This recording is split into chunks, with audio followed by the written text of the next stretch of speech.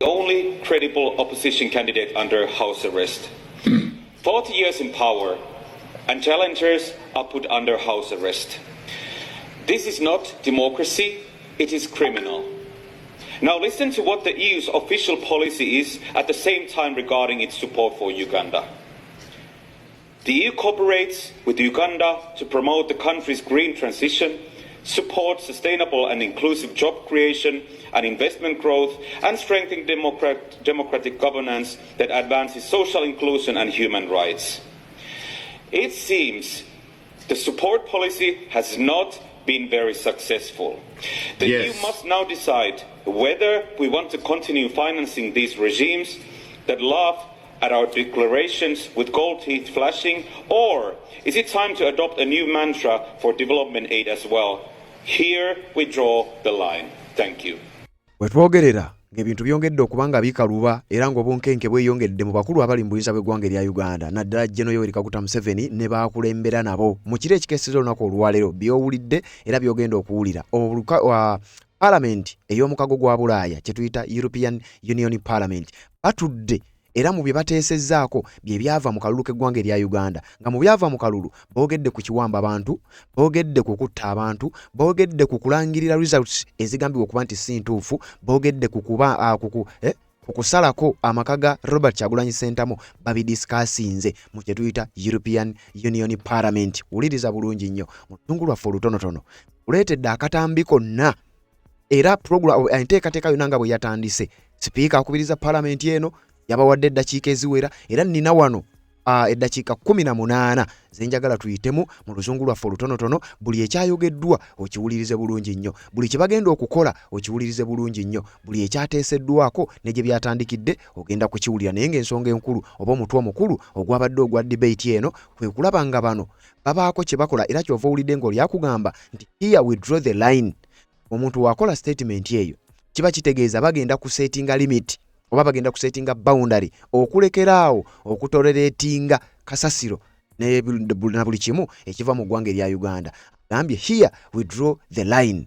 Ayagala tulabe oba baagala balabe nti ddala ffe ng'omukago gwa Bulaaya tugenda kusigala nga ddala tukyafandinga gavumenti y'eggwanga erya Uganda. Ffe ng'omukago gwa Bulaaya tugenda kusigala nga ddala tukyadiiringa n'abamu ku officials okuva mu ggwanga erya Uganda nga ddala ebigenda maaso mu ggwanga erya Uganda twabirabye. Tugenda kusigala nga tukyafandinga abantu bano, tugenda kusigala nga tukyakolagana nabo, oba tugenda kusetinga boundaries, tugenda kulwanirira omuntu wa wansi. Omukago gwa Bulaaya bagamba nti emyaka 4 omukulu gyafuze ng'era nakati yeewadde ekisanja eky'omusanvu tetusobola kubitunuulira butunuulizi bibeerewo bubeezi nga tulinga abatasobola kubaako kye tukola. Omukago gwa Bulaaya abagezaako okwogera ku nsonga ezigenda maaso mu ggwanga erya Uganda era ne bagamba nti mu myaka 4 nga weewa ekisanja eky'omusanvu kyokka ng'ogenda okukyewa ng'omaze okusalako n'okuggalira amaka g'oyo abadde akuvuganya. Era mu statement omusajja agambye the only credible opposition leader nti oyo yekka amanyiddwa nti ddala wa opposition ali mu kuliira ku nsiko sinakindi bannayuganda tebamanyi nawa gy'ali kyokka ng'oli eyawangula yeewa ebitundu 7.1 ku buli 100. Ekyamazima tetusobola kutuula butuuzi butunuzi ffe ng'ab'omukago gwa Bulaaya nga bino bigenda mu maaso. Kaakati wuliriza nakugambye bino tebinnaggwa. Zino statements ezimu ku ezo bannayuganda ze badde balinda, zino entuula oba discussions nga zino ezimu ku ebyo bannayuganda bye babadde balinda. Kaakati mbikuleetedde obiringo bitegeera bulungi nnyo mu luzungu lwaffe olutonotono. Ngenda kuvuunulira ebyo bye nnaaba nsoboddeko tubeere nga tutambula. Nina vidiyo ya dakiika 18 zokka ng'eddakiika ezo ze zaabaddemu debate yonna nga bwe yatambudde. Wabula waliwo n'omu ku bakungu mu Parliament eno amanyiddwa nga Jan Christophe Ostien ayina ebigambo bye yayogedde era ng'ayogera ku magye agalemedde mu maka aga His Excellency Robert Kyagulanyi Ssentamu. Byonna mbikuleetedde ogenda kubeera ng'obitegeera. Jjukira ne we twogerera ab'ebyokwerinda bakyetoolodde amaka ga Robert Kyagulanyi Ssentamu era nga poliisi yafuddeyo n'ekakasa nti bo baakoze bukozi deployment ku bintu ebyenjawulo nti balinayo interest. Wenjogerera omukago gwa Bulaaya batandise okutaakaka era baafulumizza oba baakoze kye baayise joint motion for a resolution. Beegasse bonna abakiise okuva mu mawanga ag'enjawulo agali ku lukalu lwa Bulaaya ne babaako motion gye baakoze egenda okulaba biki bye bagenda okutereeza mu ggwanga erya Uganda, kiki kye bagenda okuba nga badisikasinga na butya eggwanga erya Uganda bwe bagenda oddirwanirira libeere nga lifuna emirembe. Naku z'omwezi 12 omwezi gwali gwa 5 mwaka 2025 gwagoberera nkakaso jjukira ekyaliwo. His Excellency Robert Kyagulanyi Ssentamu yamiitinga ba European Union delegates era baatuuka ku kitebe kya National Unity Platform e Makerere Kavule nga bakulembeddwa Jan Sadiq newankubadde ng'oluvannyuma ate oyo yalabwako ng'asisinkanye n'abamu ku basayidi endala. Wabula kigambibwa nti ezimu ku nkuŋŋaana ezo tezaasigala kyekimu, ezimu ku zi conferences ez'enjawulo His Excellency Robert Kyagulanyi Ssentamu z'abaddemu tezaasigala kyekimu. Kakati ebigendera mu maaso njagala okutegeeza nti byandibanga akatambi katandise okukyuka, byandibanga ebigambo bigenda kubanga bitabuka, byonna tugenda kubanga ate tubikutuusaako ku lunaku olw'amazaalibwa aga His Excellency Robert Kyagulanyi Ssentamu ng'aweza emyaka 43 ennaku z'omwezi nga 12 omwezi ogwokubiri lwezaalibwa.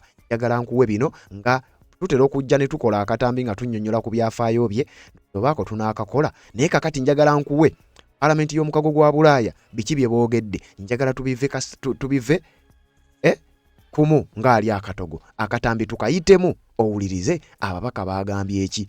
Jeno Yoweri Kaguta Museveni ne mutabani we Jeno Muhoozi Kainerugaba byandibanga ebyabwe si birungi era kandibanga kaweddemu. Kanzije mbeere nga mbikunnyonnyola byonna nga we mbikuleetedde. Nga z'obufumbo olina omwami naye ng'akutawaanya, olina omukyala ng'akutawaanya, bajja ne bakwagalako ne bagenda. Gwe alina ebizibu mu byenfuna nga ssente zikuyita mu ngalo, w'oteeka ssente zifa bufi b'owola tebazza. Gwe aloota ng'ogwa mu nnyanja, gwe alumizibwa omutwe nga guganja okuwona, naawe aloota ng'ebintu bikozesa ensonga z'obufumbo. Nina ekifo ku mugga awali amayinja wennyambulirako ebisiraani, ekikwa, ekifiiriza, omudibo, obutaganja, obutaweebwa. Nzijanjaba abantu ab'enzikiriza zonna, nsiŋŋaanibwa njeru ku lw'ejjinja. Gwanjagala kuba ku nnamba yange eyo, naawe ali ewala ennyo yita ku WhatsApp. Yes, webale kubanga okyagoberera yonna gy'osinzira okubanga gy'otulabira ku mukutu ogwa Red Zone TV. Atanaba kubanga osubscribinga kikole, kirira wansi awo w'olaba ekigambo subscribe kwateko, kwate kade ka notification kakuyamba okubeera omu ku abo abasooka okumanya buli bwe tuba tutaddeyo ne tuba nga tutambula. Wuliriza eno bagiyita Red Zone TV bulijjo bwe tuti bwe tukuweereza era tukusunsulira ensonga nga bwe tuzikuleetedde ne tumakinga sure ne tukakasa nti buli muntu yenna agoberera, yenna ayagala okumanya ebigenda mu maaso mu ggwanga erya Uganda. Njagala okukutegeeza nti kakati keekadde otegeere ddala kiki ekigenda mu maaso. Paalamenti ey'omukago gwa Bulaaya finally baatudde ne babaako ensonga ze bateesaako z'eggwanga erya Uganda. Akalulu nga bwe kaagenda budde bwabadde buwungeerera ne tufuna amawulire wano ku mukutu gwa Red Zone TV ng'abalala tebannagafuna era nga bw'okimanyi gasooka wano ne galyoka gasaasaana. Wuliriza, twakitegeddeko nti mu kiro eky'olunaku lwa jjo ennaku z'omwezi 11 mwezi gwa 2026 ssaawa zabadde zigenda kubeera nga 3:45 ez'ekiro, Paalamenti y'omukago gwa Bulaaya European Parliament babadde bagenda ku addressinga kye bayise post election situation ebyava mu kalulu mu ggwanga erya Uganda. Era babadde bamaze okutebolinga by then we twafunidde amawulire, babadde bamaze okutebolinga motion gye bayise joint motion for a resolution. Babadde bamaze okutebolinga ebigenda okubaamu ebiteeso ku kiki Paalamenti y'omukago gwa Bulaaya kye bayinza okuba nga bakola nga beekuusa ku kutiisatiisa okwaba oludda oluvuganya, ku kuwamba okwaba oludda oluvuganya n'okutta abamu ku bantu abattibwa ng'akalulu kaakabaawo Simon Byabakama ng'amaze okulangira results ezaatwalibwa nti nfu. Ebyagenda mu maaso mu kalulu byonna bagamba nti bo babimanyi era babadde babiraba. Oboolyawo gwe by'oyinza okuba nga tubadde tusobola na kubiraba, bano abakulu bagamba tubadde tubimanyi bulungi nnyo era bagamba nti baakoze kye bayita joint motion for a resolution. Kigambibwa okuba nti mu bimu ku bye baatunuulidde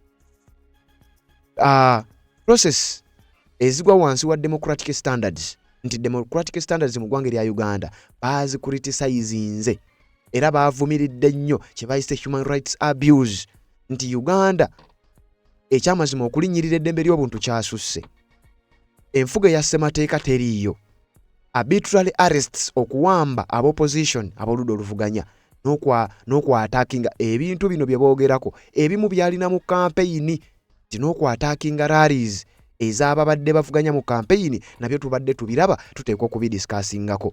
Ekyokujjako internet ng'okulonda kutuuse tebaakirese mabega, bagamba babadde bakitadde ku table nga kigenda kubeera nga kidiscussingibwako. Call for accountability babadde bateeseteese okulaba nti bagenda calling accountability buli muntu avunaanyizibwa ku ebyo byagenda mu maaso naye ng'akolebwako ng'amateeka bwe galagira. Kati wuliri, njagala okutegeeza gwampuliriza, omukago gwa Bulaaya tebaasindika formal observation mission oba tebaasindika ba observers mu kalulu k'eggwanga erya Uganda bano abakulu, wabula newankubadde baali balondoola nga bagoberera buli kimu ekyali kigenda maaso mu ggwanga lya Uganda. Kyokka mu byasinze okuvumirira intaneti okuggibwako, ekyamazima bino bigatta bitya? Ogamba otya nti walangiridde akalulu okwetolola eggwanga lyonna mu ssaawa 48, intaneti yaggiddwako. Nga owa opposition omutuufu ali credible yekka, the only credible opposition leader nga ali mabega wa mitayimbwa, no, nga ali mu buwambe kugamba nga amaka ge gasaliddwako, intaneti mugijjeeko. Ogamba otya nti kano kabadde kalulu? Era ffenga omukago gwa Bulaaya tuteekeddwa buteekwa okubaako kye tukola ate mu bwangu obw'ekika ekya waggulu ennyo. Kakati wuliriza, bambe nina akatambi wano ka ddakiika 18 njagala tukayiteeyitemu ng'abakulu bateesa, abakulu nga bategeeza kiki kye bagenda okukola. Era Jeno Yoweri Kaguta Museveni ne mutabani we Jeno Muhoozi Kainerugaba ebintu birabika nga si birungi mu kadde kano, birabika nga bigenda kuboonoonekera oluvannyuma lw'okuba nti Paalamenti y'omukago gwa Bulaaya balinga abatandise ku nteekateeka z'okuinvolvinga ensonga z'eggwanga erya Uganda. Akubiriza Paalamenti eno nga bo bamuyita President of the European Union Parliament, naye ng'akola nga sipiika, n'omumyuka we babaddewo butereevu onayitibwa Roberta Metsola, era ng'ono ava mu kibiina kye bayita Nationalist Party mu ggwanga erya Malta. Ebamu ku bakulembeze ba Paalamenti eno. Kaakati bano babaddewo bulungi nnyo era ne bawa omukisa ababaka abakiika mu Paalamenti eno babeeko bye boogera ku nsonga ezigenda maaso mu ggwanga erya Uganda. Mu bye baayogedde bye njagala okujja mbere nga tudisikasinga mu lutungu lwaffe olutonotono mu katambi kano tubeere nga tubitegeera bulungi nnyo. Kaakati wuliriza, tugenda katambula ffenna. Commissioner, I have received 2 motions for resolution to wind up this joint debate. Commissioner, I have received 2 motions for resolution to wind up this joint debate. The debate is closed and the vote will be held tomorrow. The next item on the agenda is debates on cases of breaches of human rights, democracy and the rule of law. Kakati omukulu ng'agamba nti bannange tubadde ne debates nnyingi nnyo era tuzimaliriza, endala ziwedde. N'agamba kati motion eddako ku mmeeza kwe kudisikasinga enfuga ey'amateeka, rule of law, democracy n'ebirala ebigenda maaso okubiteekesa mu nkola oba oliawo n'okwekenneenya agamu ku mawanga oba ebitundu ebirinnyirira enfuga zino. Wuliriza. Next debate on the agenda is post-election situation in Uganda. Nti kakati debate eddako ku mmeeza yaffe eno ebyava mu kalulu k'eggwanga erya Uganda, era nga bategeeza ababaka abali wano bagenda kudisikasinga ku ekyo akatambi kano ka ddakiika 18. Njagala okawo obudde tubeere nga tukayitamu ffenna tuwulirize ddala Paalamenti eya European Union biki bye bagambye okukola era olowooza kiki ekiyinza okuba nga kiddako. Kakati wano abagambye beiti eddako tewabaawo kirala kyonna kye mwogera, wabula njagala muteese era mwogere buli omu akubaganye ebirowoozo ku ebyo ebibadde bigenda mu maaso mu Uganda, ddala ebyava mu kalulu akaakaggwa Jeno Yoweri Kaguta Museveni mwe yeegabira ebitundu kumpi nga 71 ku 100 byagala muddemu okuteesaako. Kakati saagala mubeeko kirala kyonna kye mugenda kubanga mwogerako. Kakati njagala owulirize bulungi nnyo, njagala tutambule debate eno naffe beere nga ababadde mu Paalamenti y'omukago gwa Bulaaya, buli kimu tukitegeere bulungi nnyo. Ababaka nga bateesa, ababaka nga boogera ddala biki ebyali mu ggwanga erya Uganda, era ddala biki bye basuubira omukago gwa Bulaaya bye bandibadde bazzaako mu kadde kano eri eggwanga lya Uganda. Abakulu bano boogera, bawa amagezi, babulira eggwanga erya Uganda kiki ekiyinza okuba nga kiddako. Kakati tukatambule ffenna, wuliriza. And threats against opposition leader Bobi Wine. Agamba nti ebiddako debate eddako kwe kuteesa ku byava mu kalulu k'eggwanga erya Uganda, ebikolobero byonna ebyakolebwa naddala ku opposition leader Bobi Wine. Omukulu agambye nti discussion eno twagala etambulire kuno. First speaker is uno de los autores, el señor. Wuliriza. Omukulu yagambye nti kakati ebigenda okuddamu okuteesebwako ebyo byayagala bibeere nga biteesebwako, era n'agamba sipiika addako oba omwogezi agenda okuba nga addako n'amwogera erinnya yagenda okutandika oba ye sipiika wange asooka, ye mwogezi agenda okusooka kwogera ku nsonga zino. Wuliriza. Awo nno nga bamuyise, yagala owuliriza omwogezi asooka Mwogezi yasoose yayogedde biki tubeere nga tutambula. Discussion eri ku nsonga z'akalulu k'eggwanga erya Uganda. Kyebyaliwo Simon Bakama bye yalangirira then n'okutulugunya Robert Kyagulanyi Ssentamu n'abooludda oluvuganya. Kakati wano batandise okuwa ebirowoozo byabwe. Muchas gracias, Presidente. Thank you very much, President. In Uganda, the full subversion of democratic standards, abuse, severe restrictions on civic space. Nti weebale nnyo Mr. Speaker okumpa omukisa guno. Mu Uganda waliwo okulinyirira eddembe ly'obuntu naddala enfuga y'amateeka tegobererwa era eri ignored. Ebintu tebigenda maaso bulungi mu ggwanga erya Uganda, omukulu atandise okwogera. Widespread intimidation of opposition figures. Okutiisatiisa ab'oludda oluvuganya ebyo tubuze nga tubiraba era bingi nnyo mu ggwanga erya Uganda. Ab'oludda oluvuganya batiisibwa ekintu ekitagoberera mateeka. Fraud, violence and a nationwide internet blackout. Nti naddala boogera ku byaliwo mu kalulu agamba nti okujjako internet, okutiisatiisa, okukwata violence, effujjo erikolebwa ab'ebyokwerinda, okutiisatiisa n'okukwata ab'oludda oluvuganya, ekisinga obukulu kwe kujjako internet mu ggwanga erya Uganda ekikkirizibwa mu mateeka. How is it possible that the main opposition candidate, Mr. Bobi Wine, could have been sieged by the military in his house and his family and his wife assaulted by government forces?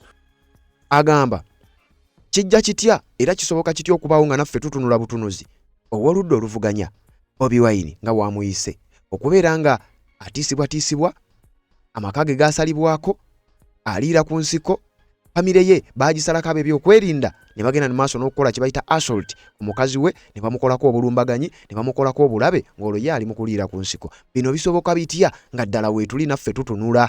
All of this to guarantee a seventh term in office of Yoweri Museveni.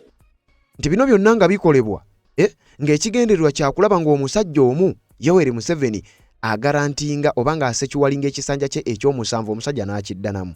7th term kisoboka kitya ddala? Olw'okuba ayagala okusekiwalinga ekisanja kye ekyomusanvu ne bagenda maaso n'okukola bino. Abamagye ne basalako amaka ga Robert Kyagulanyi Ssentamu, omusajja wattu n'adduka ne bakola obulumbaganyi ku mukyala we ne bamutuusako n'obuvune. Kisoboka kitya kino nga ddala tutunula butunuzi olw'okuba omusajja omu ayagala okusekiwalinga ekisanja kye ekyomusanvu? Wuliriza. It is just unacceptable and Europe cannot accept this. Kino tekikkirizibwa era tekijja kukkirizibwa. Europe bago gwa Bulaaya tetujja kukkiriza bino. We cannot accept this. Tetusobola kubikkiriza, tebijja kubaawo nga tutunula butunuzi. Wuliriza. I must thank all the political groups that we have convened and made a consensus about this. Yebaza ezimu ku political associations oba ku bannabyabufuzi ab'enjawulo oba ku bantu abalondoola ebintu ab'enjawulo be basobodde okukolagana nabo ne baba nga babatuusaako bino, ne baba nga bagenda mu maaso n'okugezaako waakiri okubaako bye balwanirira bintu ebifaananako bwe biti. This is of course not just about Uganda. It's about supporting the hundreds of millions of Africans who seek freedom, who seek the right for their voices to be heard, who seek their fight for progress and dignity. Agamba kino bannange tekiri ku Uganda yokka. Luno lutalo lwa kulwanirira ddembe ly'abantu abali eyo mu nkumi n'enkumi ku lukalu lwa Afrika. Abantu abali eyo mu kunyigirizibwa era nga beetaaga eddembe lyabwe, abantu abeetaaga okuwulirwa, abantu nga bakuba omulanga era ng'omulanga gwabwe gwetaaga okuwulirwa. Kakati kino tekiri ku Uganda yokka, kiri ku mawanga gonna okumpi amawanga agasinga obungi aga Afrika. Abantu enkumi n'enkumi abagenda mu maaso n'okunyigirizibwa twetaaga tubawa amatu okukaaba kwabwe b'emiranga gyabwe tubeere nga tugiwuliriza. But are not allowed to do so through violence and oppression.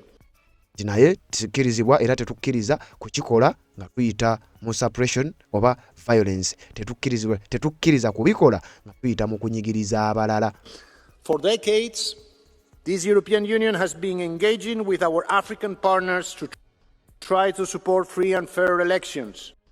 Nti emyaka nga giijo egiyise, for decades, ebisibo n'ebisibo ebiyiseewo, palamenti yaffe eno oba omukago gwa Bulaaya tubadde tukolaganye n'amawanga mangi nnyo naddala ku lukalu lwa Africa okumakinga sure era okugayambako okulaba nga bategeka akalulu akali free and fair. Tukolaganye nnyo n'amawanga ag'enjawulo nga kaweefube waffe wakulaba nti amawanga ago gategeka akalulu nga kali free and fair, tekaliimu kunyigiriza baludda luvuganya, tekaliimu kulangirira byava mu kalulu nga bifu, tekaliimu kutta na kuwamba bantu baludda luvuganya. Ebyo tubadde tubirwanirira nnyo okumala emyaka n'ebisiibo. I have myself participated in electoral observations on the continent. agamba nti ye ng'omuntu yeetabye mu byokulonda ebyenjawulo lukalu lwa Afrika kati byayogerako abimanyi. And I'm very much aware of the challenges. Nti n'ebivaayo ebizibu byonna abimanyi bulungi nnyo kubanga agamba ye ng'omuntu yeetabye mu bululu obw'enjawulo oba electoral processes ku lukalu lwa Afrika okumalira ddala akabanga ye ng'omuntu. But we need to do more. Wabula tulina okubaako ekisukka ku ekyo ekyokwogera obwogezi. Uliriza. We have the means to do more because today it is Bobi Wine in Uganda. Last year it was Tundu Lissu in Tanzania. Uliriza olutalo luno nkugamba bino tebinnaggwa. Omukulu agamba tulina obusobozi okubaako kye tukola ekisukka ku kwogera obwogezi.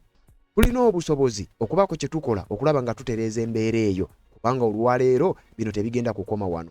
Kino olwaleero ayinza okubeera nga kiri ku Bobi Wine gwanga erya Uganda. Kyokka ng'omwaka oguwedde kyali ku Tundu Lissu ow'eggwanga erya Tanzania. Nange tugenda kutunula butunuzi, tugenda kukoma ddi okutunula obutunuzi. Bintu bino bituuka ku bantu. Bali bapatanaazi baffe tukolagana nabo mu ngeri ez'enjawulo. Uganda tugiwa obuyambi.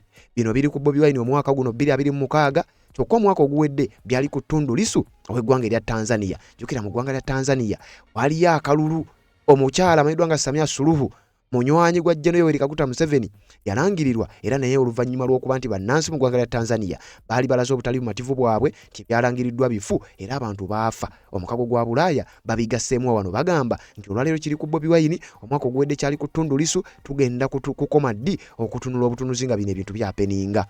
And next year it might be Alberto Costa Jr. in Angola. Omwaka ogujja kyandibera ku Alberto Costa Jr. ow'eggwanga erya Angola kubanga nabo bagenda mu kulonda. Kati n'ebyo nayo tujja kutunula butunuzi. Tanzania twatunula butunuzi ne mu Uganda tutunule butunuzi. Opposition leaders are being persecuted, elections are being stolen, and we cannot allow us Europeans. Agamba nti akalulu kabeera kabbibwa, abopposition abakulembeze b'obuludde oluvuganya babeera batulugunyizibwa. Kakati ffenga omukago gwa Bulaaya tetusobola kutunula butunuzi nga bino bigenda bugenzi mu maaso bwe bityo. Continually to close our eyes, and especially our governments who are making economical dealings with the government of Uganda. Commissioner. Agamba bino nga bigenda mu maaso omusajja n'akoona ne ku mmeeza. Tusobola kutunula butunuzi ffenga ab'omukago gwa Bulaaya. Ensi zaffe zigavumenti zaffe ddala zitunule butunuzi zisigale nga zikyakolagana n'abasajja abo abali mu buyinza.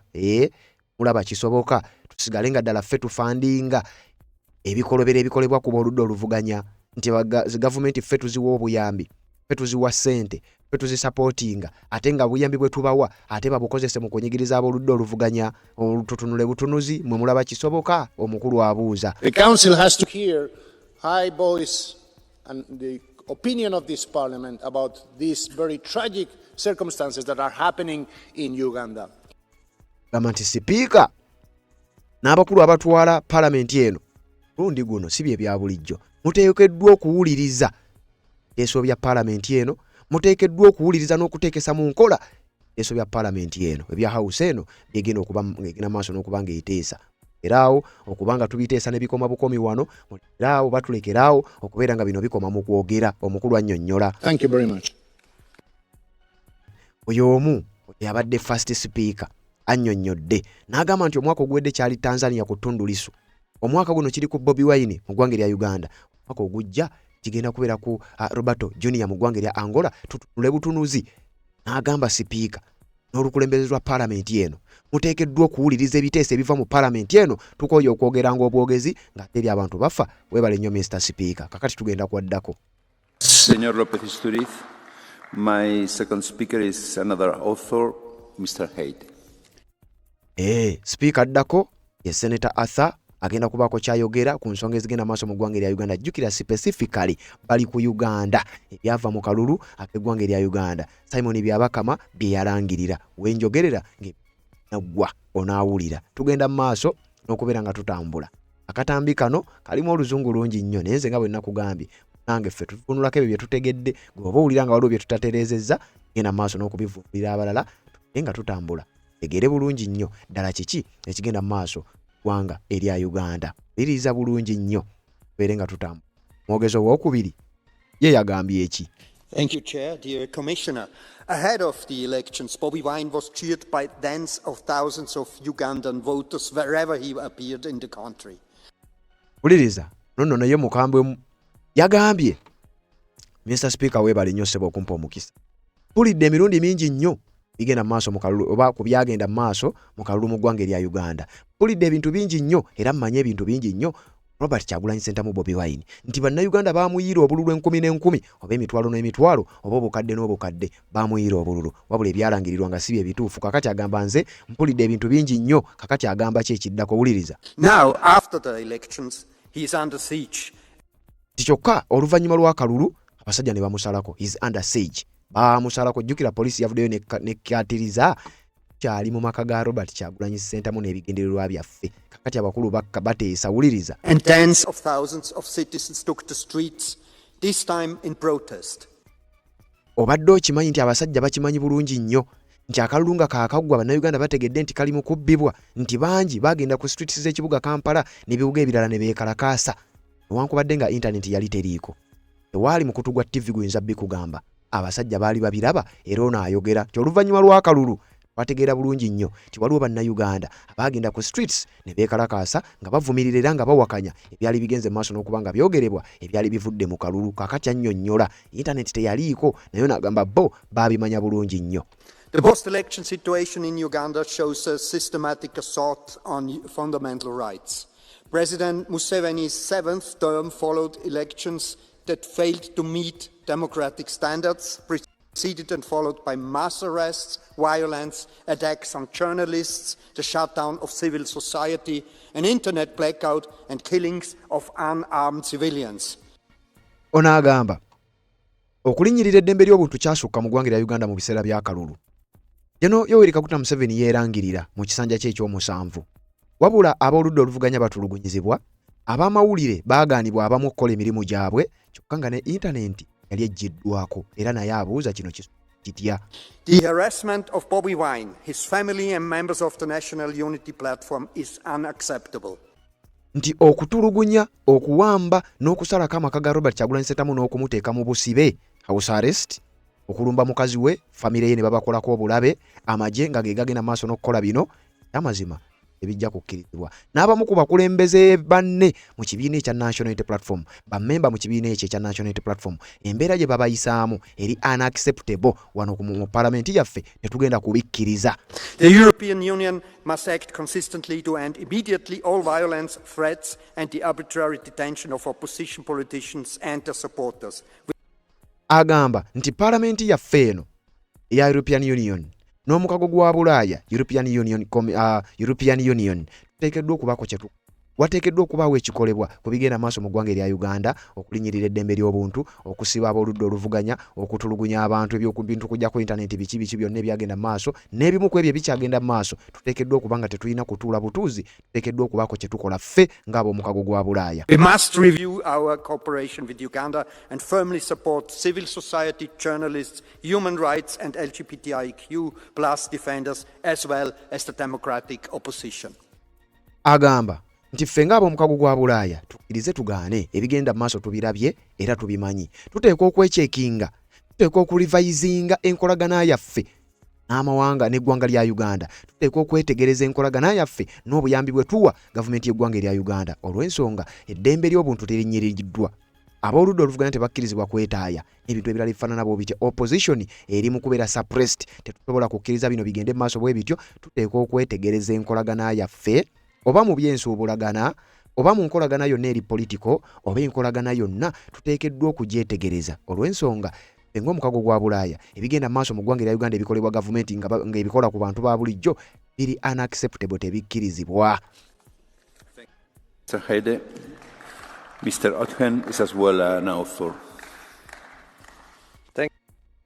Oyo omwogezi avuddewo nno baleese omwogezi ow'okusatu era nono omwogezi ow'okusatu naye yagala tuyituulirize bulungi nnyo byayogera nkugaye bano abasajja abazungu oluzungu bakalimu naye ate newankubadde birina okubiyitamu kubanga nina bakyali bange abagoberera omukutu guno oba oli awo nsobola okunnyonnyolegana mu ngeri entonotono gwakawulidde oba ayagala okukawulira nga kali uninterrupted genda ku mukutu gwaffe ogwa Facebook twakataddeyo dda akatambi mu bujjuvu bwako nga kannyonnyola abasajja ku lukalu lwa Bulaaya Parliament kiki boogera ku nsonga z'eggwanga erya Uganda kiki ekiddako essaawa yonna kakati omwogezi ow'okusatu yagambye atya wuliriza. Thank you, President, Commissioner, colleagues. What happened on January 15th in Uganda, the so-called elections, were not an election. Atono ye mukambwe agambye webale nnyo Mr. President owa Parliament eno okumpa omukisa okujja nange nteeseeko wano. Ebyagenda maaso mu ggwanga erya Uganda, the so-called elections ke baayita akalulu, that was not an election. Kali tekaali kalulu, kyali kiki? Omusajja ono akambuwadde agambye atya. They were a military operation. Nti kano tekaali kalulu mu ggwanga erya Uganda. Tukimanyi bulungi nnyo. Ono nno mubaka akiikirira ggwanga Parliament ya Bulaaya agambye mmanyi bulungi nnyo era tumanyi bulungi nnyo ekyagenda maaso mu ggwanga erya Uganda, the so-called election. Ekyamazima, that was not an election. Kali tekaali kalulu, eri yali military operation. Kyali kikwekweto kyali kikwekweto kya military operation. Tekaali kalulu yadde omulundi n'ogumu. Omubaka annyonnyola era basala magezi kiki bayinza okuba nga bakolera gavumenti y'eggwanga erya Uganda. Wuliriza. And the facts confirm it. Soldiers acting on direct government orders raided the home of opposition leader Bobby Wine. Agamba nti okumanya kano tekaali kalulu yali military operation ne results zaakyo ba effects zaakyo ziri confirmed. Nti ebyava mu bikolobero bano bye baakola oba ebyava mu operation gye baakola ye kyagambye nti tajja nakayita kalulu. Results zaabyo ziri confirmed. Abajaasi baakoleranga ku biragiro eby'omuntu omu era abajaasi ku biragiro ebyo baalagirwa bagende basaleko era baasalako amaka ge yavuganya. Ekyo kiraga ki? Lwaki oba osalako gw'owangudde ogamba nti owangudde? Kano tekaali kalulu military operation. Assaulted his family and forced the family into exile. Okowulirize abakulu bakimanyi bulungi nnyo. Omukulu agambye nti family ya Robert Kyagulanyi Ssentamu eri mu exile. Nti amagye gaalumba amaka ga Robert Kyagulanyi Ssentamu ye n'atoloka. Wabula amagye gamu ne gaddamu ne galumba ne gakola obulumbaganya era ne gatuusa obulabe ku family ye. Muli mukyala we n'abaana be, bana abantu abali abasangibwa ewaka. Era waliwo ne yakubwa amasasi omu ku bakuumi ba geeti n'afiirayo. Kakati ono agamba nti bano abaakola ebikolobero ebyo ne bifoosinga famire ya Kyagulanyi okugenda mu exile. Opposition supporters were arrested. Abawagizi ba oludda oluvuganya oba abawagizi b'ekibiina kya NUP baakwatibwa, baali assaulted, disappeared or were killed. Abamu baabuzibwawo, abalala battibwa. Kati nno bino bigenda mu maaso byogerebwa abakungu mu Parliament y'omukago gwa Bulaaya. Obiwulirira ku mukuto gwa Red Zone TV. Wuliriza. Including Mesa Kokelo, who was fatally shot while attending a peaceful rally. Wuliriza.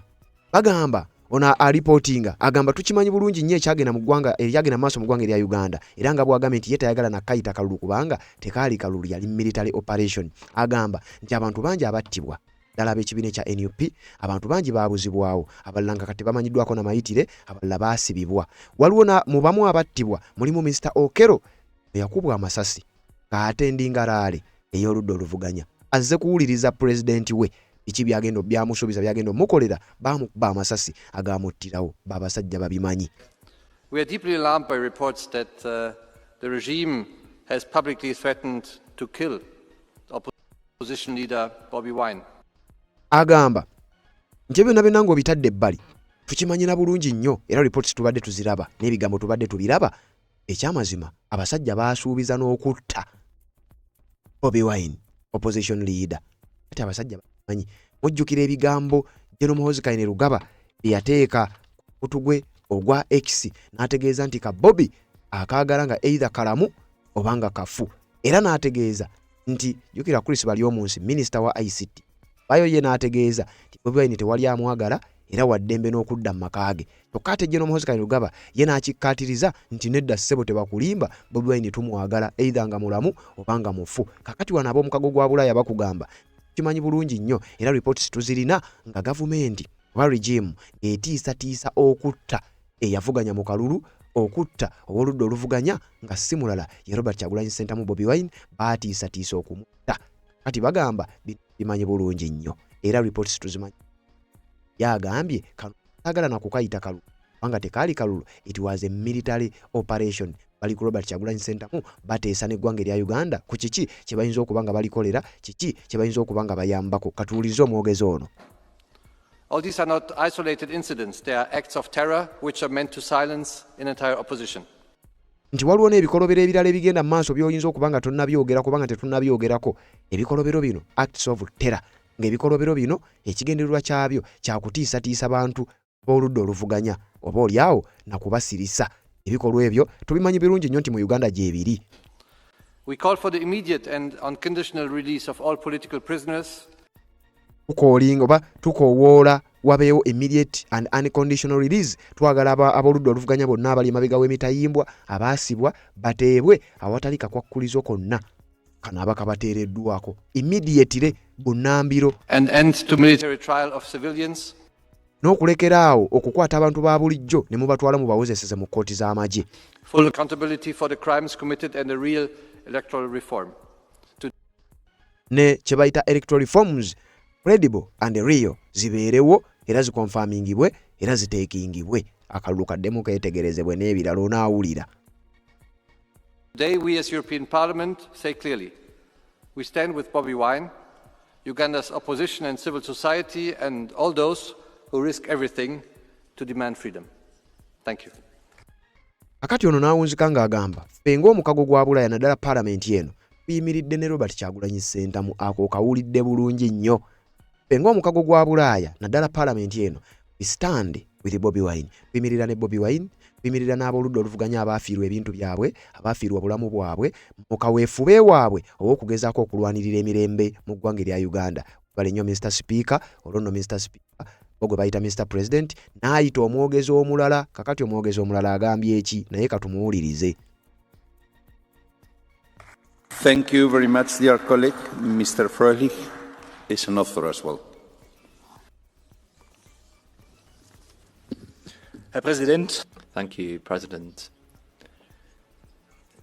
Idi Amin, former dictator of Uganda, said that he can't guarantee free speech. Critics of the of what's been happening in Uganda really can show that Uganda is an example of post-colonial area. Ono agamba ono nabadde ayogera mu lulimi lwe then wali nga system etranslatinga yensonga lwaki owulira nga ono ye eddoboozi liri wansi ate nga teriterekeka. Abadde agamba ono amanyi nnyo eggwanga erya Uganda. Agambye nti Idi Amin Dada eyaliko omukulembeze w'eggwanga erya Uganda lunaku lumu yayimukako n'agamba nti garantinga toli wa ddembe nti mu Uganda tulina freedom of speech naye tetutagarantinga freedom after speech.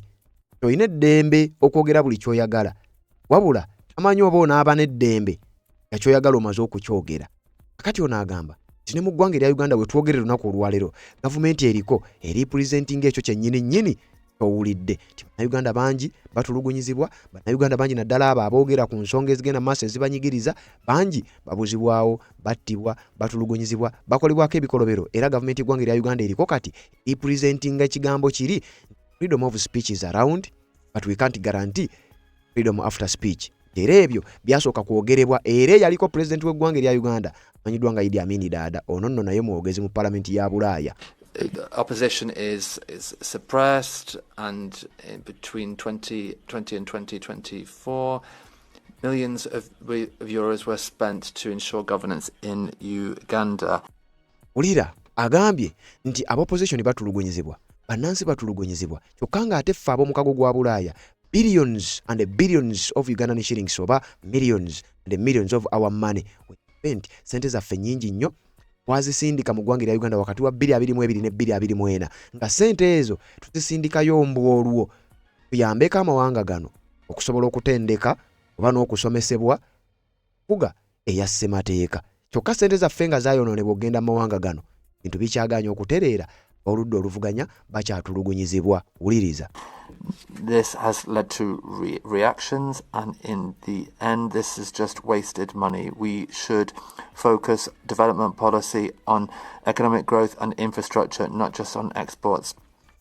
Agamba nti sente zaffe nnyingi nnyo ezoononekedde mu bintu ebyo nga tuweereza sente ezo mu ggwanga lya Uganda mbu tubasomesa oba oliawo tubayambako mubasobole okutumbula enfuga ya ssemateeka. Gamba bannange sente ezo zoononekera bwereere.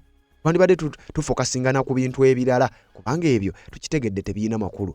Twandibadde tufokasingana ku infrastructure, twandibadde tufokasinga ku bintu ng'enguudo n'ebintu ebirala kubanga tukitegedde Uganda eby'enfuga ya ssemateeka ebirinaayo makulu. That will give us access to resources. That's a win-win situation. That's the best way of doing it. Oyo naye ezo ensonga z'abadde awadde. Da, asiibula ne batuleetera omwogezi omulala. Bonna ngenda kubakuwa. Nakugambye eno full discussion nga bwe yabadde mu parliament ey'omukago gwa Bulaaya. Omulala agamba ki?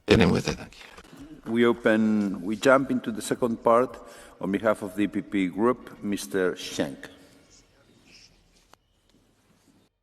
Bayisa omwogezi omulala Mr. Shank ajje naye abeeko kyayogera era nga naye alina department gy'akiikirira mu parliament y'omukago gwa Bulaaya agenda kwogera naye tugenda muwuliriza obeere ng'omufuna bulungi nnyo mukutu gwa Red Zone TV weebale kubanga okyagoberera yonna gy'osinzira okubanga gy'otulabira gwatambula naffe ate naba kubanga osubscribe nga kikole tubeere nga tutambula ffenna. Ono ye agamba ki? Tuwulirize.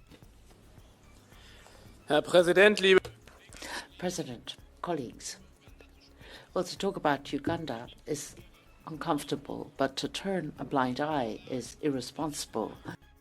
Agamba nti Mr. President oba Mr. Speaker ne bakolegi bannange ekyamazima ekyokwogera ku ggwanga lya Uganda oba oliawo kyandibadde tekiina nnyo makulu naye ate n'okusirika obusirisi ku byagenda maaso mu ggwanga lya Uganda ekyamazima ate kiba kya busiru nnyo kakati wulira. What we say or what we don't say is important. Uganda is in a situation which we cannot possibly ignore. We're talking about citizens who suffer from violence, media that are not allowed to do their work. Agamba nti bye twogera oba bye tugenda okwogera byonna bya mugaso nnyo naddala ku nsonga ezigenda maaso mu ggwanga lya Uganda. Tetusobola kubireka bulesi, tusobola kusirika busirisi, tuteekwa okubyogerako olw'ensonga nti kakati tumanyi embeera egenda mu ggwanga lya Uganda yeetaaga eddoboozi lyaffe. Media tekkirizibwa kukola byeyina kukola, media eri suffocated, ekyo bakimanyi bulungi nnyo. Era olunaku olwajjo nakuwadde ebigambo bya Nnyombi Ttembo. Kakati abasajja bakimanyi era bagoberera, media mu Uganda eri suffocated. Kitegeeza naffe we tusirika ekyamazima natuuka ku bannansi toyinza kukimanya. Opposition with a very narrow and ever narrowing political area. Ky'aboludda oluvuganya tebakkirizibwa tebeetaaya mu ggwanga eryo. Ekisaawe ky'okuzannyiramu ebyobufuzi mu ggwanga erya Uganda tikiri feya era tekimala naddala eri aboludda oluvuganya gavumenti ebanyigiriza nnyo. So the elections have been characterized by imprisonment and also the removal of the internet and Bobi Wine, who's had to go into hiding. Agamba nti n'ebyavudde mu kulonda oba ebyabadde mu kulonda twabigoberedde bulungi nnyo ekyaamazima tebigatta ebisaana kufaanana bwe bityo. Bobi Wine abadde atulugunyizibwa mu kampeyini nga tulaba kyokka n'ebyavudde mu kulonda yeeyoleka lwatu kyamazima si byamazima era n'akalulu kandibanga kabbiddwa. This is a violation of basic principles. We in the union want to have partnerships.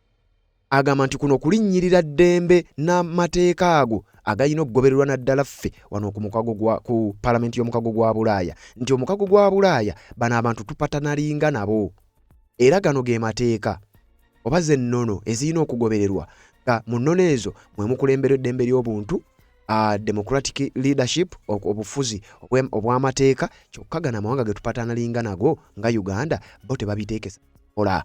Based on human dignity, on freedom and on the rule of law. Our message, therefore, is absolutely indispensable. We stand on the side of the people of Uganda. Nti n'olwekyo byonna nga bigenda mu maaso meseji yaffe era ne siteeke yaffe oba meseji yaffe ne sayidi kwe tuli ku bannayuganda era tuyimirirawo ne bannayuganda. Kitegeeza gavumenti y'eggwanga erya Uganda tugenda kuyimirira nayo nga bino bikyagenda tuyimiriddawo ku lwa bannayuganda ffe nga parliament ya European Union. Not on the side of political repression. Power without legitimacy is fragile. Okawuliddaako the power without legitimacy is fragile. Jukira bino tubyogerera tugenda maaso n'obiwuliriza gwakyaliko. Tewaliiwo Parliament ya Bulaaya teyakongratulatingako ku General Kaguta Museveni nti awangudde. Tewaliiwo mukulembeze ali credible oba omukulembeze yenna okuva ku lukalu lwa Bulaaya eyayozaayoza General Kaguta Museveni mbu okuwangula akalulu. Abantu bokka abaakamuyozaayoza ebo banne oba ge gamu ku mawanga akalimu obukulembeze oba oli aweera obufaanana obwa Uganda. Kati bino tubyogera omukago gwa Bulaaya tebaamuyozaayoza kati bagamba power without legitimacy. Kitegeeza gavumenti ya General Kaguta Museveni ekisanja kino ennafuna legitimacy oba teyina legitimacy. Oddako emabega amawanga matono nnyo nagakuwa gye buvuddeko agaamuyozaayoza. Gavumenti ezisinga obungi eno nno sigino nnene era kino ekigambo kinene nnyo ate omusajja akyogeddeko nti power without legitimacy is fragile. Obukulembeze nga tebulina legitimacy ekyamazima buyuuga era tebunywedde. Oli awo ensonga eno yandibanga Munnayuganda tonnagissaako maaso. Kakati omukulu akyogeddeko nti power without legitimacy is fragile. Kyokka naye mubaka ayogera ku nsonga ezigenda maaso mu ggwanga erya Uganda. Stability with no freedom is fragile too. Era n'agamba nti ne kyemuyita stability mbu mu Uganda ensi gye mugamba eri stable ng'abantu tebalina ddembe lyabwe era n'ekyo nakyo kiri fragile. So we need to make sure that we protect human rights. Kakati n'olwekyo tulina okukakasa ffe nga Parliament ya Bulaaya nti tulwanirira n'okukuuma eddembe ly'obuntu naddala mu ggwanga erya Uganda. Batya. Thank you. Omukulu agambye nti power without legitimacy is fragile. Kulembeze obutalina legitimacy annange nno bino ebintu tebinnaggwa. Tewaliiwo mukulembeze ku lukalu lwa Bulaaya yenna yavuddeyo n'ayozaayoza General Kaguta Museveni okuggyako Vladimir Putin akulembera eggwanga erya Russia. Kakati wano mu Parliament ya Bulaaya omukulu akyogedde nti power without legitimacy is fragile. Stability without freedom is fragile. Kakati agamba bongo mukago gwa Bulaaya bayimiridde ne bannayuganda era bateeka okubaako kye bakola okulaba nga balwanirira eddembe ly'omunnayuganda. Mr. Bullman, you have the floor on behalf of the Socialists and Democrats group. Kati noono naye bamuyise ajja abeeko kyayogera ku lwa banna Socialist Democrats. Ono naye mwogezi mulala naye agenda kwogera naye tumuwulirize tutambule otegeere bonna aboogezi b'ababaka mu Parliament babadde ku sayidi emu era bonna baavumiridde ebyakolebwa n'ebikyagenda maaso n'okukolebwa. Wano oli wakugambira ebinnaggwa akkiririza mu nkyukakyuka zuukuka otambule oba situka otambule nawe akkiririza mu NRM zuukuka weeraliikirire kubanga ekyamazima bino tebinnaggwa. Wuliriza. Herr Präsident, Frau President, Commissioner, please allow me to read a social media post. Uliriza ono yagambye nti President, Commissioner, bakoligi bannange mu Parliament eno mwe tutudde temunzikirize tandike nga nsoma social media post eno. Agenda kusoma post ya nkugambye ababaka bonna abali mu Parliament eno ekuli yabadde ku ludda lwa General Kaguta Museveni oba oludda lwa gavumenti ya Uganda buli eyazze okuteesa yabadde ku sayidi y'abannayuganda ya Robert Kyagulanyi. Akati ono ye yatandise agamba munzikirize tandike n'okubasomera social media post eno. To quote it, 22 NUP terrorists since last week. Mumanyi post gy'asomye era gyali mugenda maaso n'okusoma. Wulira omukulu ono ali ku tweet General Muhoozi Kainerugaba gye yateekayo eyo nange njagadde njikuteerewaawo. Eyo tweet General Muhoozi Kainerugaba yagiteekayo ng'akalulu kaakaggwa internet baali baakagizzaako era n'atweetinga ng'agamba we have killed 22 NUP terrorists since last week. I'm praying the 23rd is Kabobi. Omukulu ono ye tweet gyali mu kusoma abagambye bannange ba colleagues n'abakubiriza Parliament eno ze munzikirize ntandike n'okusoma tweet eno. Ddala we tuba nga tulaba bino bigende mu maaso nga tutunula wateeka okubaawo ekikolebwa. Tweet n'agisoma. Wuliriza. NUP steht für National Unity. NUP is the National Unity Platform. That's the opposition party. agambye nti munzikirize ntandike n'okusoma tweet eno n'asoma General Muhoozi Kainerugaba yawandiika we have killed 22 NUP terrorists since last week era n'akinnyonnyola wali n'abagamba NUP ye National Unity Platform ekibiina ky'ebyobufuzi ekikulemberwa Robert Kyagulanyi Ssentamu ekiriidinga opposition mu ggwanga erya Uganda. To quote. The 23rd is Kabobi. Nti kuba terrorist asoma tweet eri nga bwe njikulaze we have killed 22 NUP terrorists since last week. I am praying the 23rd is Kabobi. Ono mubaka wa parliament ey'omukago gwa Bulaaya abisomye abibasomedde beefuula abatabiraba abagamba nti omusajja yawandiika ng'agamba tusse abatujjuba NUP 22 sofa yagalo oba nsaba owa 23 kabeere Kabobi omusajja akimanyi bulungi nnyo Kabobi ke kaani yabibasomera n'okubibannyonnyola n'abibannyonnyola. Kabobi steht für Bobby Wine. Kabobi is Bobby Wine, the leader of the opposition and the candidate for the presidency. Abagambye bulungi nnyo nti Kabobi ye Bobby Wine, leader oba mukulembeze w'ekibiina kya NUP kiri kyagambye nti yatta abatujjuba 22 era yo ye yavuganya kitaawe mu kalulu akawedde. That quote is from the son of the president. He's also head of the Ugandan army.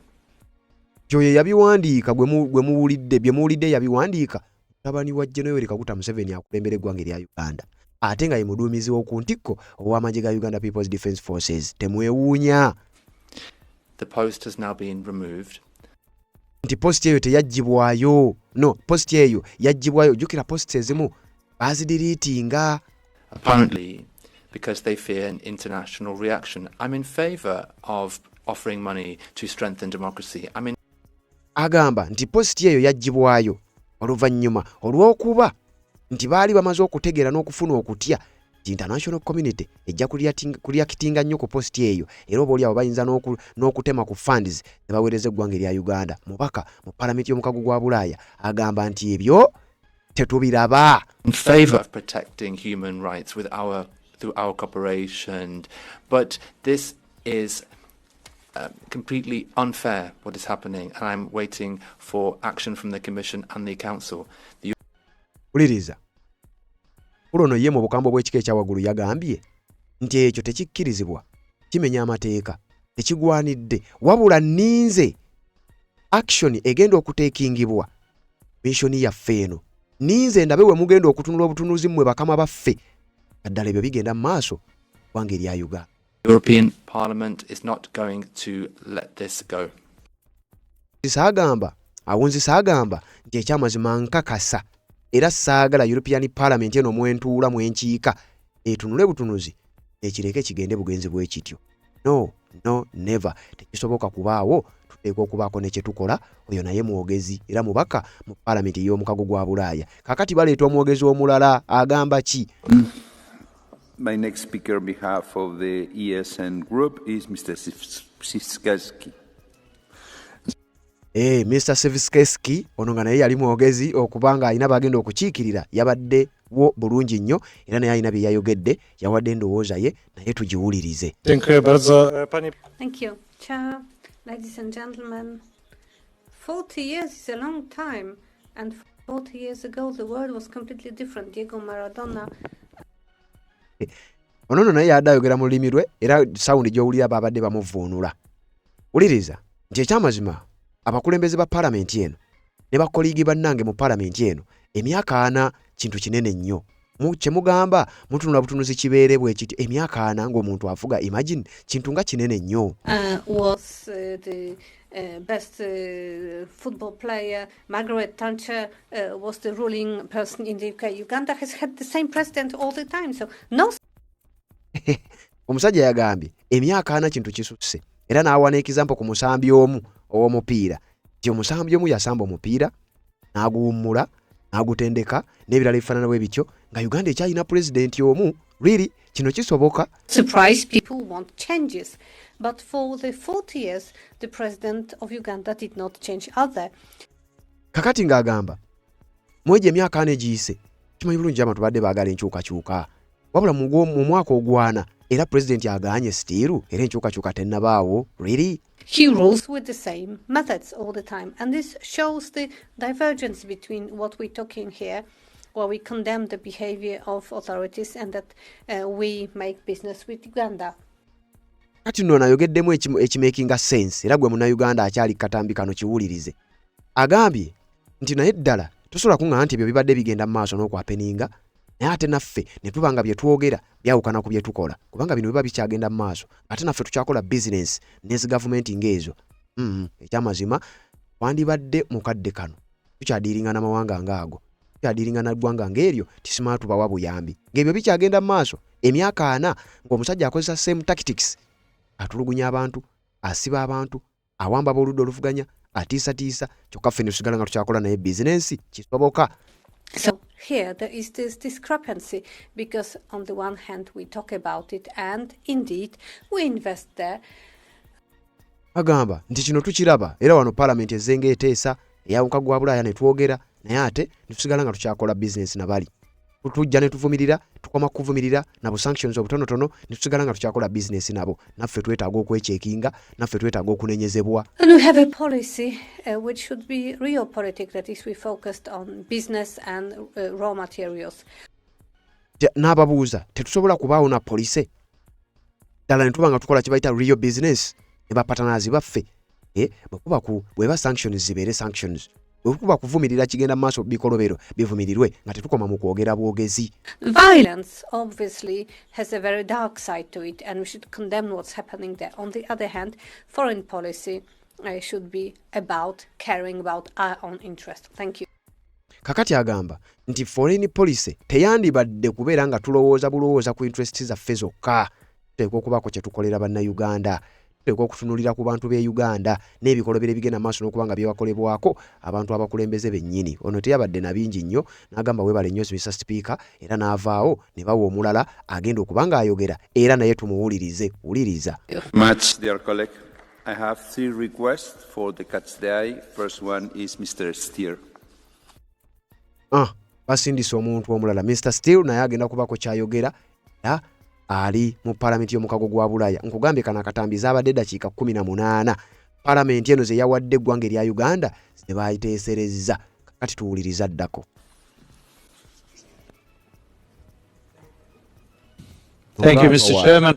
Well, the situation in Uganda is not only a problem for Bobi Wine, of course it is for him and his family.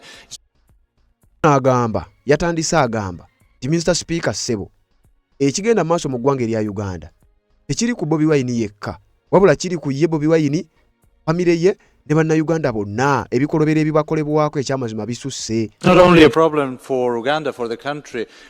Ate era ebikolobero bino si kizibu kya Bobi Wine yekka era si kizibu kya Uganda yokka ng'eggwanga. Agamba atya. We've seen that last year in Tanzania. Agamba nti tetukirabye mu Uganda wokka. Twakiraba ne mu ggwanga erya Tanzania president w'eggwanga eryo Samia Suluhu we yeerangirira ate akalulu kaali kalimu ebirumira Tundu Lissu ow'oludda oluvuganya ali mabega wa Mitayimbwa ne we twogerera ebiri mu ggwanga lya Uganda yokka ate tekiri ku Bobi Wine nga muntu. We are fortunately seeing that in other parts of Africa. Agamba nti ekyamazima kyennyamiza okubeera nti ebyo tubiraba bigenda mu maaso ate era tubiraba mu mawanga mangi n'ebitundu n'emawanga amalala era alwa Africa okusinga. This is also a failure for us. It's a failure of our development cooperation. Nonna abalabula agamba bo bennyini bakamaabe ti bannange tutunuulira ebigenda mu maaso mu mawanga nga Uganda, Tanzania ne mu mawanga amalala mu Africa. Naye kino kidde eri ffe kuno okulemererwa kwaffe eno feeriya yaffe penga amawanga agadiiringa n'amawanga gali. Policy. Because I will remind that in the UN SDGs, the 16th SDG is about good governance. And agamba nti ekyamazima buno kulemererwa kwaffe era agamba nti ne mu mukago gwa United Nations omukago gwa mawanga amagatte gweyina kye bayita SDGs kati gwe atamanyi kye bayita SDGs bakiyita Sustainable Development Goals. United Nations eyina 17 SDGs oba kye tuyita Sustainable Development Goals ebigendererwa biringa 17 era nga mu bigendererwa omwo mulimu zero hunger, good health, quality education, gender equality n'ebirala bingi nnyo naye nga mu byonna ayogedde ku kyeddembe ly'obuntu era bino agamba nabyo birina okuba nga bifiibwako mu kitongole ky'amawanga amagatte gyebiri naye ali mu kubanenya bakama be nti buno bunafu bwaffe kubigenda maaso mu ggwanga erya Uganda tukkirize. This is exactly what is lacking, for example, in Uganda. Agamba nti bizino SDGs eza United Nations naffe ffennyini ng'omukago gwa Bulaaya Sustainable Development Goals yebimu ku byetaagibwa okuteekebwa mu nkola mu ggwanga erya Uganda. Kaakati omukago gw'amawanga amagatte nga nabo bayina ensonga ezo naffe wano tulina ensonga ezo ebintu ebisigala nga byapeninga mu Uganda n'amawanga amalala ne tusigala nga tukyatunula mwe mulaba kisaanidde. Then we are thinking, why is the case that for every euro that we are sending in our development cooperation, there are 10 times more euros that are evaporating in corruption in these countries. This is Uliriza omusajja yabaatulidde n'abagamba lwaki ssente yaffe gye tuwaayo mu ngeri y'okukolagana mu nsonga z'ebyenkulaakulana n'amawanga gano lwaki ate eyongera kubizibwamu multiplied okubeera nga yeekubisaamu nabwekubisa tubawa obuwumbi n'obuwumbi kyokka nga ssente zino tukimanyi bulungi nnyo nti zigenda mu kye bayita corruption. Abakola corruption aba carrying out corruption ba officials oba bakulembeze abamawanga gano sente ezo ezikola corruption zibagaggawaza bazigulamu ebikozesebwa ebyo byennyini bye bakozesa okutulugunya abantu ba bulijjo kyokka nga ffe tuzibawa ono omukulu ali mu balangira bakama abagamba ekyamazima buno bunafu bwaffe nga palamenti ya Bulaaya oba omukago gwa Bulaaya n'ekitongole ky'amawanga amagatte bali abantu kye bagenda maaso n'okukola ku bannansi tubawa amaanyi ulira because there is no accountability nti ne ssente ezo tetubawa tewaliwo accountability gye tubasaba tewaliwo ku buvunaanyizibwa tubateekako nti ddala ssente zino muzikozesezza ki tubawa amaanyi okukola ebikolobero ku bannansi. Because the opposition is treated in that way because we have presidents that are in the 7th mandate without any checks and balances. Agamba nti n'aboludda oluvuganya batulugunyizibwa mu ntulugunya gye batulugunyizibwa eyo gye tumanyi olw'ensonga nti omukulembeze atuuka ati okudimandinga ekisanja ekyomusanvu omukulembeze omu abeere mu kisanja ekyomusanvu n'aboludda oluvuganya abayise bw'atyo naye nga jasi lwakuba nti ayina ssente ze tumuwa ayina obuyambi bwafuna eri okuva eri ffe ayina amaanyi okuva eri ffe ffe tuvunaanyizibwa ku kutulugunyizibwa kwa bannayuganda. This is a failure also of our development cooperation policy. Thank you. Agambye abalangidde n'abategeeza nti kuno kulemererwa okwaffe ng'omukago gwa Bulaaya era weebale nnyo Mr. Speaker kumpa omukisa n'abalangira n'abalekaawo baleeta omwogezi omulala wuliriza. Muchas gracias, señor Stier. Señor López Aguilar. Dear Chair, President González Pons, Commissioner, more than 10 years ago, my first mandate is this European Parliament. I was a member of a EU electoral observation mission to Uganda. Akati nno wuliriza ate ono gwe baleese mukambwe mu kata ayina ne bwino omukakali agambye nti myaka nga 10 egiyise nakiikirirako palamenti yaffe eno era nagendako mu ggwanga erya Uganda nga representative omusajja abimanyi bulungi nnyo era agamba yakiikirirako ko palamenti y'omukago gwa Bulaaya era mu ggwanga erya Uganda yali abaddeyo ko myaka nga 10 egiyise era amanyi bulungi nnyo ebigenda maaso mu Uganda. Kaakati wuliriza byagamba birala tubitwale mu maaso n'okuba nga tubitegeera. Red Zone TV kwoli webale kubanga okyagoberera wuliriza. A country long tormented by oppressive brutal regimes. Nti eggwanga ndimanyi bulungi nnyo erya Uganda eggwanga erijjudde okutulugunyizibwa okunyigirizibwa okwaba brutal regime oba okwa brutal regime etulugunya enkambwe entemu abyogera wuliriza. Museveni was elected. So many years after, Museveni is still in place, but democracy has been eroded, human rights continue to be violated.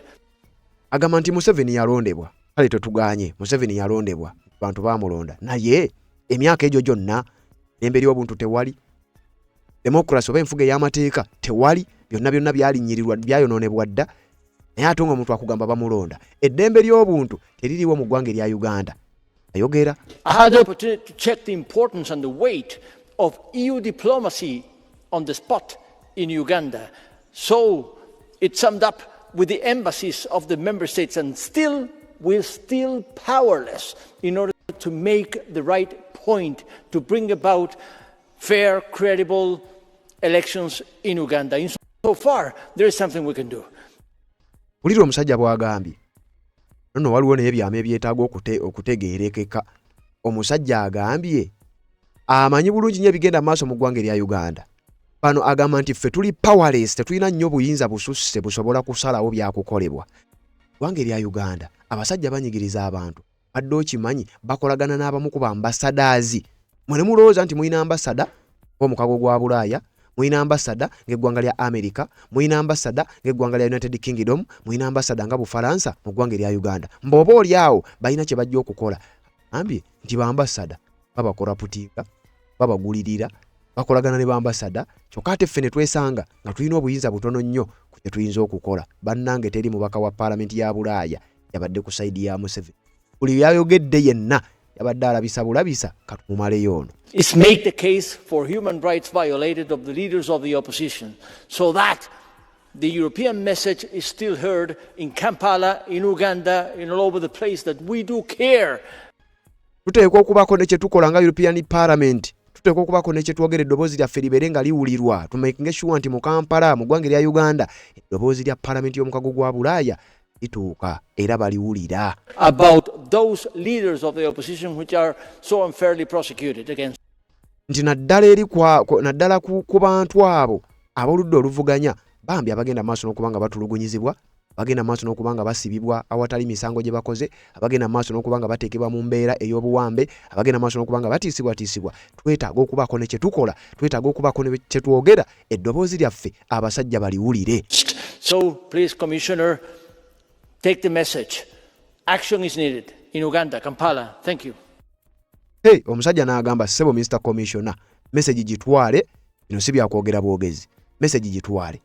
Ate action etekingibwa wabeewo ekikolebwa ku mulundi guno tuleme kwogera bwogezi. Wabeewo ekikolebwa mu ggwanga erya Uganda.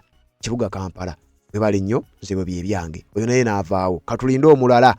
Enjogerera. Onkenge bukyagenda maaso n'okweyongera.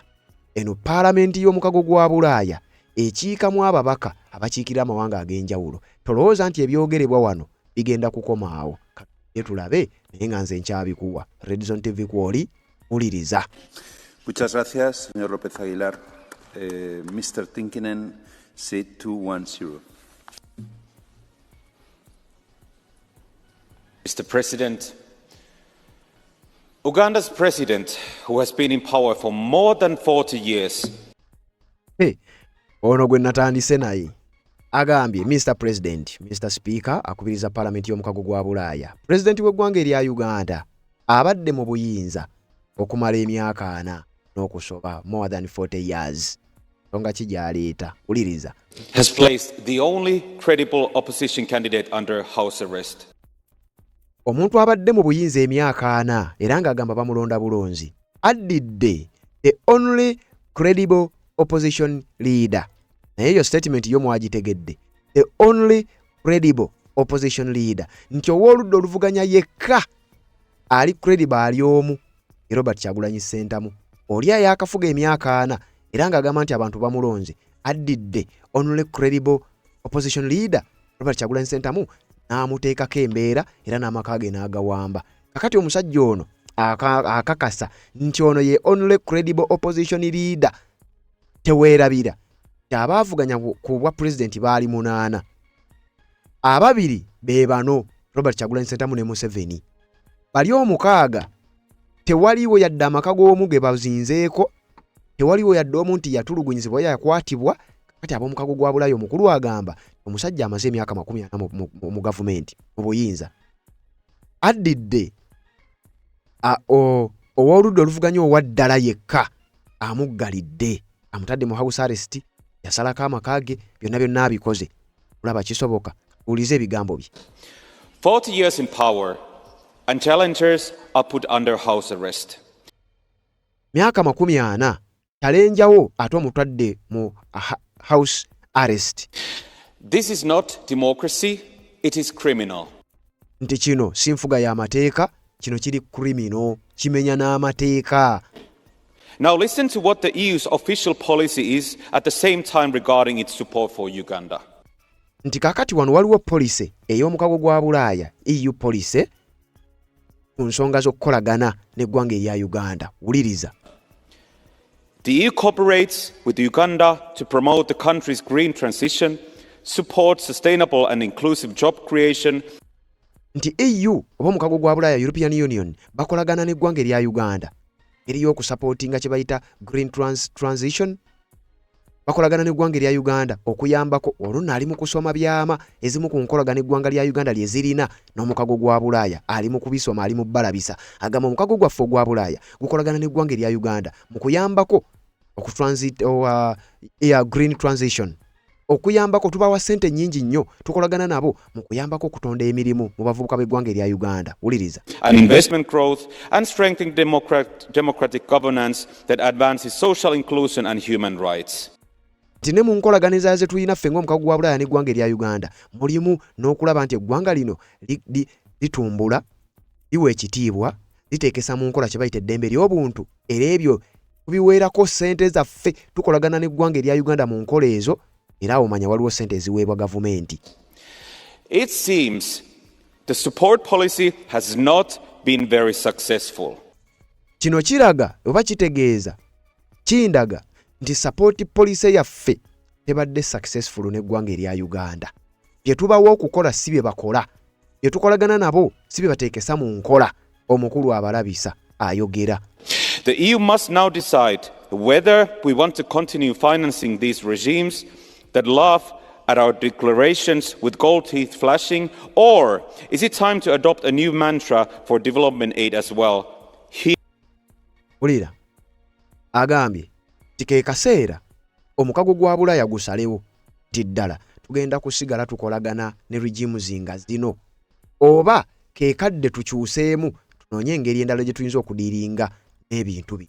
Tusobola kusigala nga tukolagana ne regime eyisa abantu baayo bweti namwe muzukuka ab'omukago gwa Bulaaya kisusse. Here we draw the line. Thank you.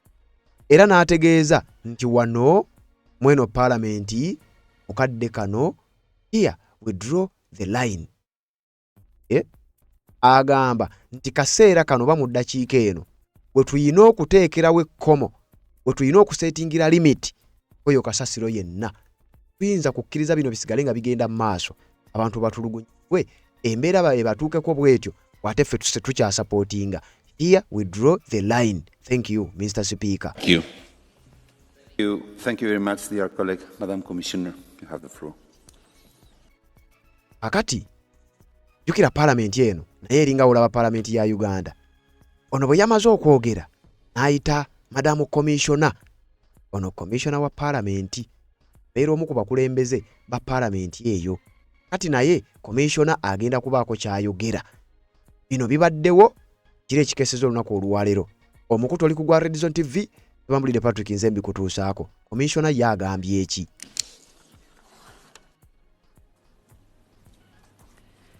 Honourable members, the European Union, through its delegation in Kampala and locally represented European Union member states, have been following closely the run-up to and the elections on January 15, 2026. Uliriza Commissioner, Madamu Commissioner ayogera. Gambye bannange, omukago gwa Bulaaya, European Parliament, ne badelegates abatukiikirira mu ggwanga erya Uganda. Na buli muntu yenna avunaanyizibwa tubadde tugoberera nnyo ebigenda maaso mu kalulu okuviira ddala mu campaign n'ebyo ebyaliwo nga kalulu kamaze okubanga kaggwa. Wuliriza. These engagements included meetings with all political parties, including with the National Unity Platform. Tubadde ne engagements nnyingi nnyo n'eggwanga erya Uganda ffe ng'ab'omukago gwa Bulaaya. Era tubadde ne meetings nnyingi nnyo era ffe ng'omukago gwa Bulaaya naddala mu ggwanga erya Uganda twogedde ne bannabyabufuzi twogedde ne boyinza okuyita ba stakeholders twogedde ne betulowooza nti be bavunaanyizibwa ku nsonga ezigenda mu maaso akalulu nga weekali campaign nga zitandise n'akalulu nga kawedde era ezimu ku engagements zino ze tubadde tukola twogedde n'aboludde oluvuganya twogedde n'abali mu buyinza era nga mu bonna n'ekibiina kya National Unity Platform nakyo nga twakitwaliramu era nabo n'ekibiina kino twayogera nakyo tuzza wali emabega.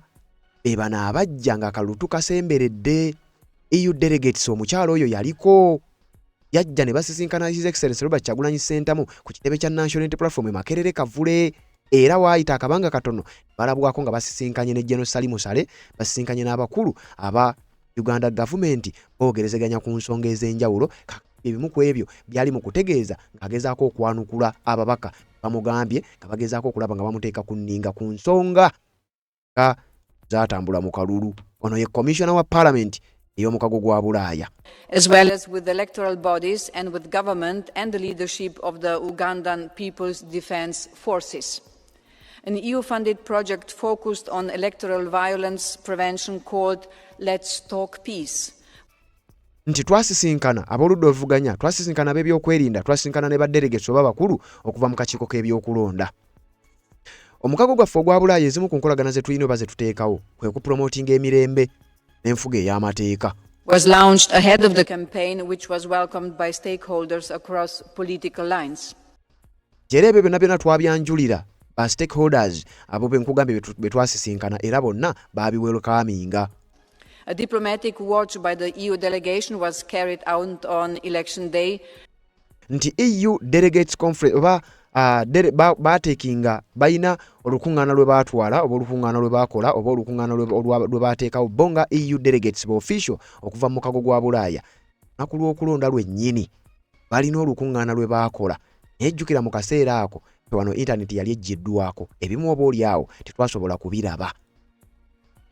And the spokesperson of the European External Action Service issued a statement after the announcement of the results.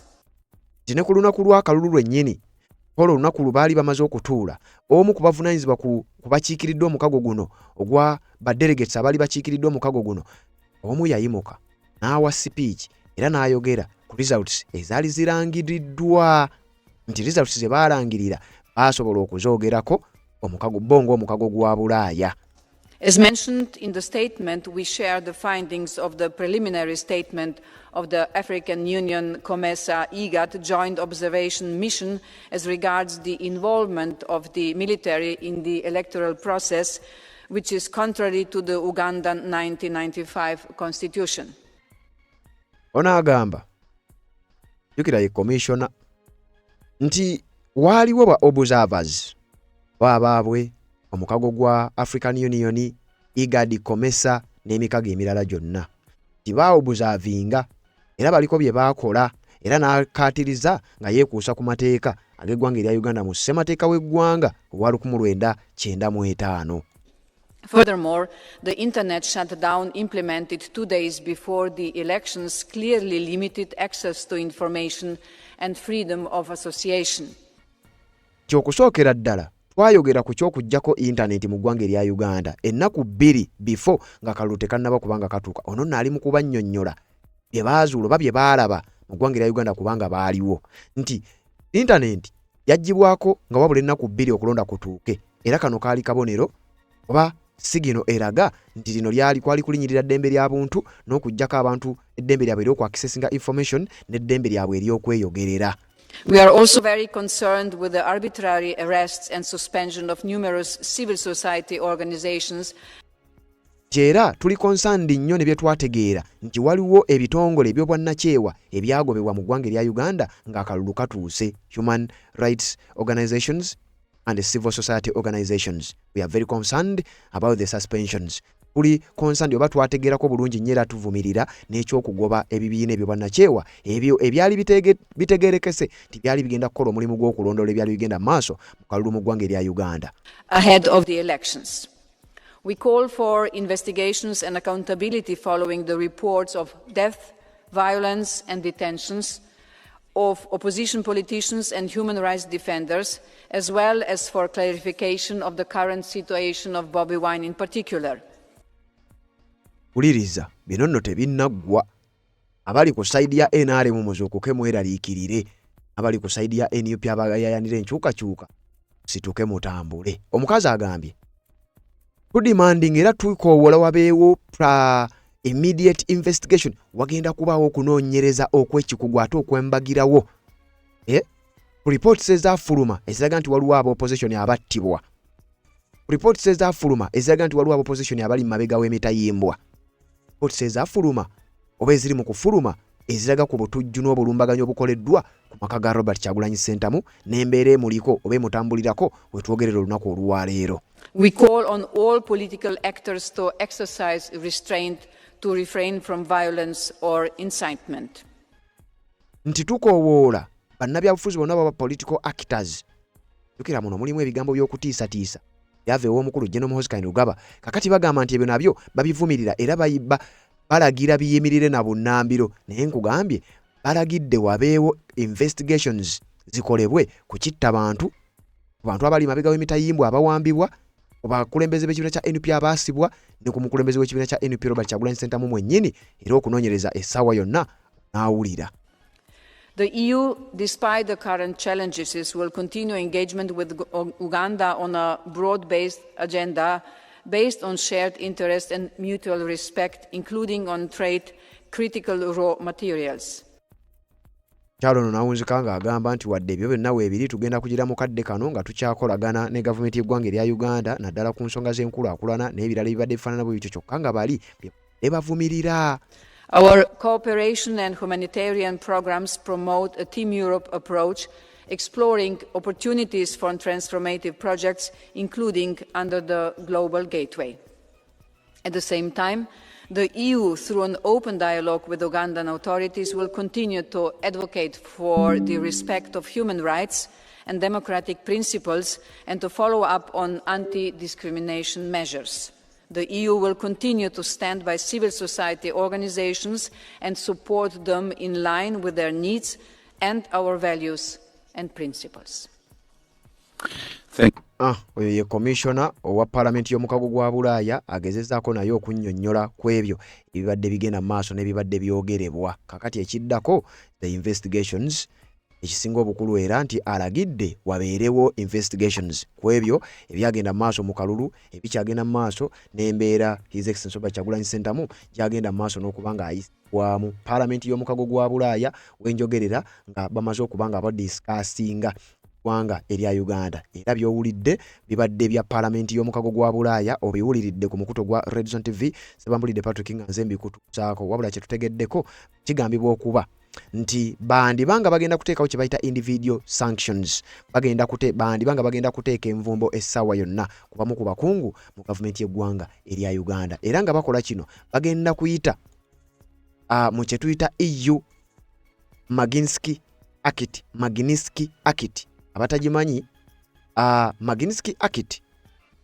bagiyita European Union Global Human Rights Sanction Regime eyateekebwawo okulaba nga agamu ku mawanga gwali mwaka gwa 2022 agamu ku mawanga agalimu ebikolobero ebikolebwa ku bantu ba bulijjo amawanga agatagoberera nfuga ya semateeka amawanga agatawa kitiibwa bantu begakulembera amawanga agafuga abantu mu nfuga etali ya mateeka mu kye bayita Magnitsky Act eya 2020 omukago gwa Bulaaya baatula ne basalawo bajja kubaako bye bakola nga bwe bakola bye biriwa imposing asset freezes and travel bans okuteeka envumbo nga si kye kyokka ekimala sanctions wabula bajja kuteekawo kye bayita asset freezes and travel bans mujjukira ebyo byateekebwa ezo sanctions zateekebwa ku Anita Amongo n'abakungu abalala basobola okumukuba sanctions n'ebyobugagga bye ebiba nga bifreezingibwa byaba alina mu ggwanga eryo ebijja kuddamu kukkirizibwa kubeera nga abyakiseesinga kakati ze zimu ku nsonga